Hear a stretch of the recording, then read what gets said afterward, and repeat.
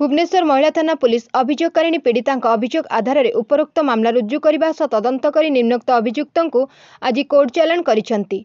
सूचनायोग्य जे पीड़िता बापा पीड़िता विवाह प्रस्ताव मेट्रोमोनियल रे गोटे प्रोफाइल खोली ଯେଉଁଠାରେ ସେ ନିମ୍ନୋକ୍ତ ଅଭିଯୁକ୍ତଙ୍କର ପ୍ରୋଫାଇଲ ପାଇଥିଲେ। ଏହାପରେ ସେ ଅଭିଯୁକ୍ତଙ୍କୁ ଯୋଗାଯୋଗ କରିବାରୁ ସେ ନିଜକୁ ମୁମ୍ବାଇରେ କାର୍ଯ୍ୟ କରୁଥିବା ଜଣେ ନାଭାଲ ଅଫିସର ପରିଚୟ ଦେଇ ପୀଡ଼ିତାଙ୍କ ପ୍ରୋଫାଇଲରେ ଆଗ୍ରହ ଦେଖାଇଥିଲେ। ଅଭିଯୁକ୍ତ ଜଣକ ପୀଡ଼ିତା ଓ ତାଙ୍କର ପରିବାର ସଦସ୍ୟଙ୍କ ସହିତ ଅତି ଚତୁରତାର ସହ ମିଥ୍ୟା ତଥା ମିଥ୍ୟା କଥା କହି ସମ୍ପର୍କ ବଢ଼ାଇଥିଲେ ଏବଂ ତାଙ୍କ ମୋବାଇଲରେ ପୀଡ଼ିତାଙ୍କର ତାଙ୍କ ସହିତ ଅନ୍ତରଙ୍ଗ ସମ୍ପର୍କକୁ ରେକର୍ଡ କରିଥିଲେ।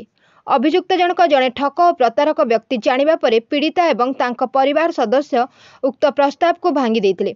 एहापरे अभियुक्त जनक पीड़िता को खंडगिरी निकटस्थ एक होटेल को डाकी तांको इच्छा विरुद्ध निर्यातना देथिले एवं उक्त कार्यर वीडियो रेकर्ड करी सेगुड़ी को भाइराल करिवार धमक दे पीड़िता को ब्लैकमेलिंग करथिले। पीड़िता भयर अभियुक्त को 50,000 टंका देबा परे मध्ये अभियुक्त जनक पीड़िता बाहागर भांगिबा पई तांको घर को आस्थिले एवं परिवार वर्गों को धमक देथिले।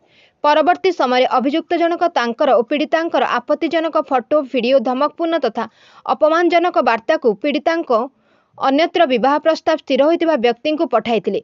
एने भुवनेश्वर महिला थाना अभियोग हेबा परे पुलिस तदंत करी निम्नोक्त अभियुक्त को गिरफ्त करथिले एवं तांको हेफाजत ए अपराध रे व्यवहृत होइतिबा निम्नलिखित जिनिस मान जबत करथिले। पचराउचरा बेले अभियुक्त निजर अपराध स्वीकार करथिले। Bureau report Ekamra news.